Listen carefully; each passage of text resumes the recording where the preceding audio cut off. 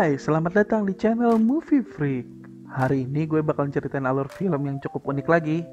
Film ini berjudul Flypaper. Film yang dirilis tahun 2011 ini memiliki rating di IMDb dengan skor 6,4. Dan di film ini alur ceritanya cukup anti mainstream karena film ini menceritakan tentang perampokan bank yang dilakukan oleh 4 perampok di satu tempat sekaligus. Dan dengan sedikit unsur misteri dan sedikit bumbu komedi, film ini harus banget buat kalian tonton. Buat yang sudah penasaran, yuk kita langsung nonton filmnya.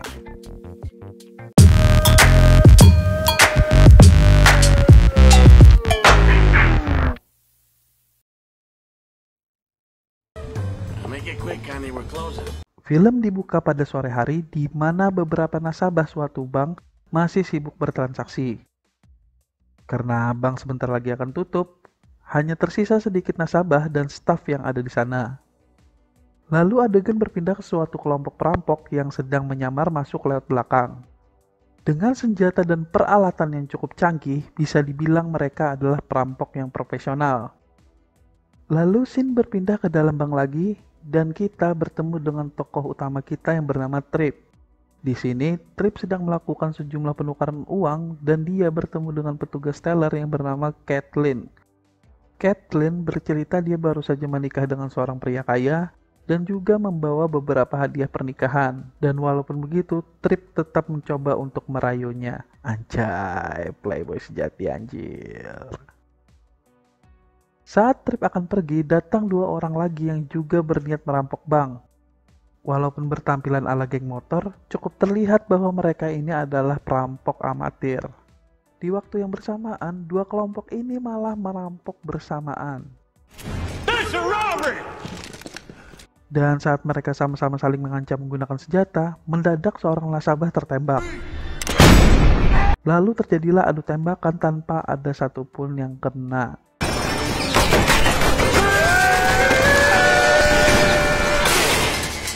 Saat para perampok masih sibuk baku tembak, dengan pengaruh suara pengumuman, si Trip menyuruh para perampok untuk berhenti. Dan dia ingin memeriksa nasabah yang tertembak masih hidup atau mati. Lalu saat Trip sudah memastikan bahwa nasabah yang tertembak ternyata sudah mati, si Trip menyarankan para perampok untuk merampok bersamaan atau merampok berjamaah lah lebih tepatnya. Are you seriously suggesting that we rob the same bank? Yeah. Itu kan lebih baik kayak gitu. Why not? Tak disangka para perampok malah setuju dan perampok pertama membongkar lemari besi dan perampok amatir membobol ATM. Dan sempat-sempatnya mereka malah ngajak kenalan, emang tolil sini orang nih. I'm peanut butter and this here's jelly. Beberapa saat kemudian para perampok profesional ini mengumpulkan sandera di satu tempat. Dan total sandera ada 8 orang yang terdiri dari 4 staf bank, 1 manajer bank, 2 nasabah termasuk Trip, dan 1 security yang gak guna sama sekali anjir. What? Don't tell me that, man. That's some bullshit. I don't wanna die. Para perampok profesional mengunci sandera mereka di dapur. Dan karena sistem keamanan bank terkunci sampai jam 5 pagi, yang berarti mereka semua tak bisa kabur. So sit down and shut up.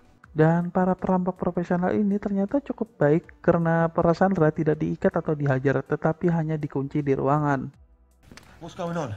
We got Oprah's book club in here. Dan saat tim perampok amatir ingin membobol ATM, mereka malah bingung mau mulai dari mana. Dan karena tak tahu mau ngapain, para amatir ini malah gangguin rampok lain yang lagi sibuk membobol lemari besi. What the fuck? Malah gangguin orang, tolil. You saw my face, right?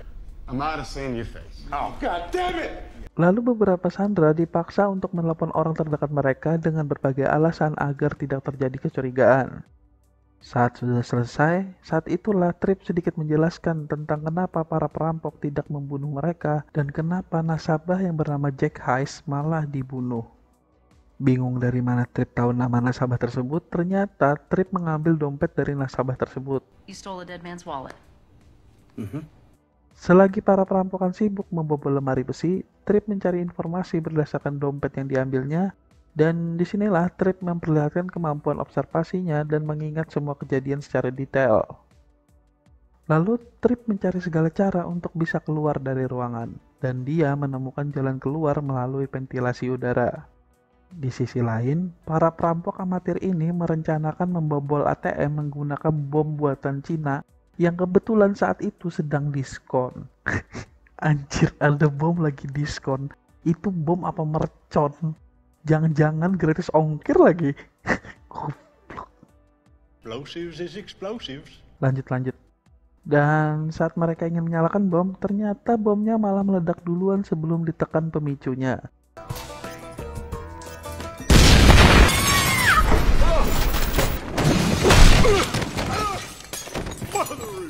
Dan gara-gara itu juga, para perampok yang satu lagi itu malah terganggu dan Trip terjatuh dari jalur ventilasi. Saat para perampok amatir ini memeriksa ATM-nya, pintu ATM-nya sih memang berhasil hancur, tetapi berangkas uang di dalam ATM-nya itu masih utuh. You want the good news or the bad news? Ya namanya juga buatan Cina, bro. Karena kesal dengan kelakuan para amatir, perampok yang lain datang dan memarahi mereka. You got any ideas, bro? And I just want to thank you both personally for not killing us. Hang on. Dan saat salah satu rampok lagi sibuk ngurusin lemari besi, Trip malah mendatanginya dan bertanya apakah mereka yang membunuh nasabah tersebut. Dan dari pernyataan mereka, ternyata tak satu pun dari mereka yang menembak. Lalu Trip pun kembali dikunci bersama Sandra yang lain. Lalu fakta yang didapat Trip, ternyata salah satu Sandra adalah informan kepada para perampok yang memberitahu mereka kapan jam alarm mati, dan dia bersumpah tidak membunuh nasabah tersebut. Yeah, I faxed the information. They paid me in cash. You gotta believe me. And I didn't kill Jack Hayes. Lalu saat para rampok kembali sibuk mengurus lemari besi, salah satu rampok profesional mendatangi rampok amatir, dan mereka membicarakan soal tingkatan mereka di daftar buronan FBI. Dari daftar tersebut diperlihatkan para perampok-perampok dari nomor 1 yang paling dicari, yaitu bernama Vesalius Drum, nomor 2 Mick Nyland, dan nomor 3 Alexis Black. Mereka adalah perampok yang sampai saat ini menjadi buronan dan tak pernah sekalipun tertangkap. Untuk para perampok profesional, mereka berada di peringkat 15 dan 86, sedangkan para perampok amatir ini di peringkat 674, jauh anjir. 174? Lalu, saat para Sandra diperbolehkan ke WC secara bergiliran, si Trip mendapatkan giliran pertama. Dan saat itu, si Trip menemukan kacamata malam atau night vision yang disembunyikan di dekat wastafel. Believe me, tried everything. Beberapa saat kemudian, para perampok amatir meminta sebagian Sandra, dan mereka menyuruh salah satu Sandra untuk memasangkan bom di mesin ATM dengan alasan tak paham bahasa Cina. Preferably who can read Chinese to detonate some. I'll do it. What? I need to see Jack Hayes. Saat itulah Trip mengajukan diri, sekaligus ini menjadi kesempatan untuk bisa lebih dekat ke mayat nasabah yang sudah mati untuk mencari petunjuk lainnya. Saat Trip disuruh memasang peledak, ternyata peledaknya malah gagal. Dan saat para rampok amatir ini lengah, si Trip langsung mendekati mayat dan menemukan senjata di dalam baju mayat tersebut. Dan saat salah satu perampok mengambil senjata di tangan Trip, terkuaklah bahwa mayat itu adalah seorang agen FBI yang sedang mengusut suatu kasus. This fucking thing is FBI issue. An FBI agent trying to rob this bank too? Saat Trip memikirkan segala kemungkinan dan mengatakan bahwa pelakunya adalah salah satu dari rampok profesional yang bernama Weinstein. Di saat bersamaan, bom yang dipasang perampok amatir baru saja meledak. Weinstein, what's your point? Shit. Karena curiga dengan Weinstein, mereka langsung mencarinya dan ternyata Weinstein telah mati bersama dengan staf informan mereka. Saat mereka saling tuduh, Trip memanfaatkan kesempatan itu untuk memeriksa mayat mereka dan menemukan remote di dalam mulut Weinstein.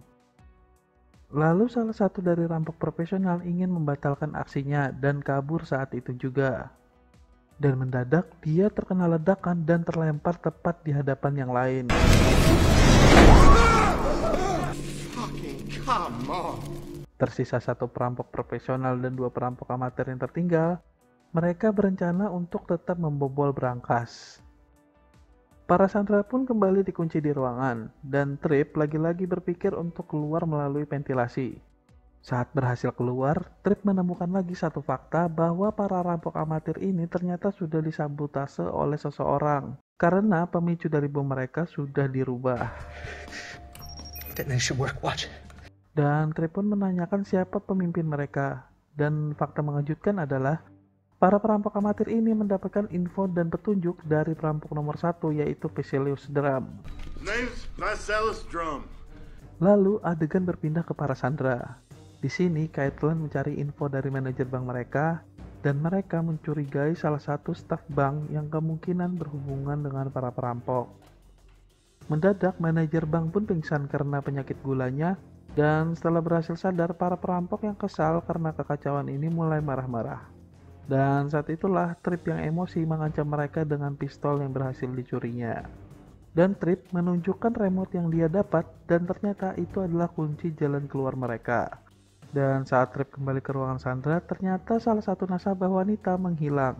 Karena panik, Tripp pun menjadi kebingungan. Agar menenangkan kepanikan Tripp, Caitlin pun menciumnya. Bukannya tenang, Tripp malah tambah stres. Why the fuck did you do that? Because I thought it would help clear your No, it doesn't work like that. Oh my god. Lalu beberapa saat kemudian, Tripp menyadari sesuatu. Dan saat dia membuka sebuah lemari, tak disangka nasabah wanita yang hilang berada di dalam keadaan sudah koit. What's in her bra? Lalu Tripp menyadari sebuah surat di badan wanita tersebut dan menemukan petunjuk bahwa wanita tersebut bekerja di bank Swiss. She works at a Swiss bank? Lalu dia berlari keluar menemui para perampok yang sedang membobol berangkas dan menjelaskan bahwa ini bukanlah perampokan biasa di mana semua surat dicetak oleh orang yang sama, yaitu Pesilius Drum. Each one was printed by the same machine? You were all invited here by the same person. Dan dijelaskan bahwa Pesilius Drum terkenal dengan metode perampokannya yang sangat pintar dan selalu membunuh semua yang berhubungan saat perampokan. Lalu Tripp menjelaskan ternyata FBI yang mati sedang melacak Pesilius Drum di bank ini dan memanfaatkan Weinstein untuk membunuhnya. Karena mereka sebelumnya pernah bekerja dengan Pesilius Drum dan wanita dari bank Swiss ini adalah pencuci uangnya. Ditambah lagi kemungkinan terbesar Pesilius Drum juga salah satu di antara mereka. Artinya mereka juga akan dibunuh Pesilius Drum. Mereka pun tak mempercayai perkataan Tripp dan para perampok tetap melanjutkan untuk membom lemari besi.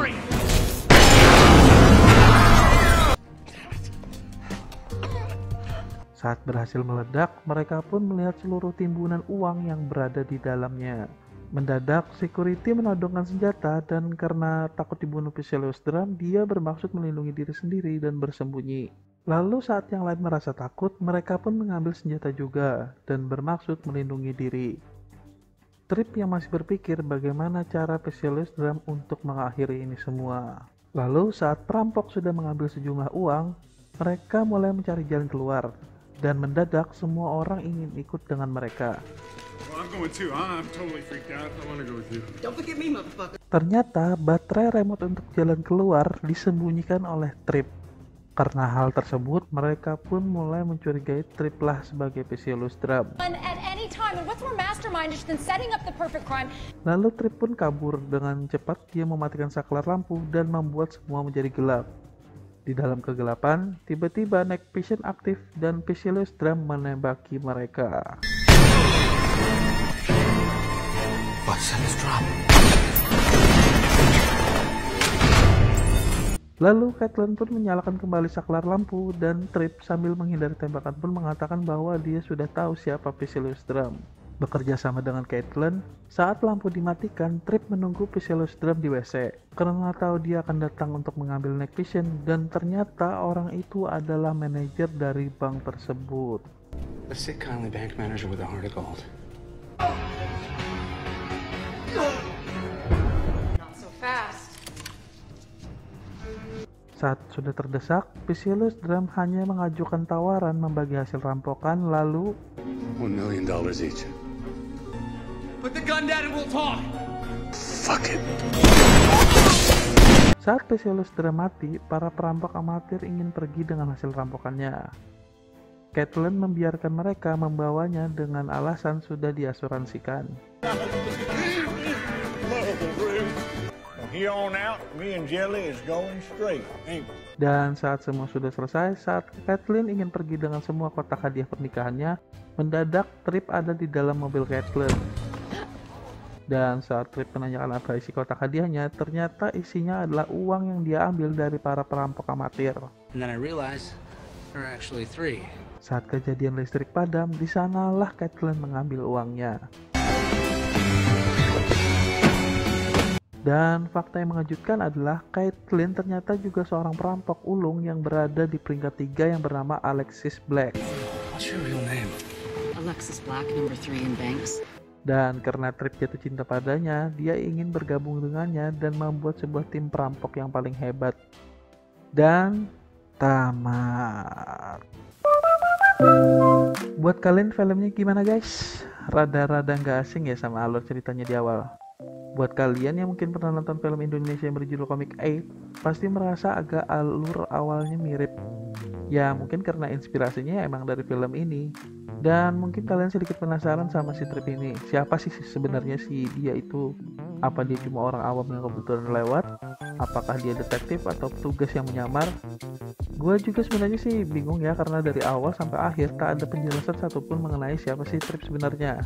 Jadi kalau menurut tebakan gue, si Trip ini sebenarnya adalah perampok terhebat nomor 2 yang bernama Mike Nyland, yang sebenarnya dia memang ingin berjaya untuk mengalahkan si nomor 1 dengan cara bekerja sama dengan Alexis Black yang di peringkat 3. Mengacu dari perkataannya yang mengatakan pada Alexis bahwa dengan mereka bergabung itu menjadikan mereka tim yang hebat. Itu artinya si Trip pun juga seorang yang punya skill di bidang perampokan. Oke, like kalau suka, dislike kalau nggak suka, yang penting di subscribe. Kita jumpa lagi di next video. Terima kasih.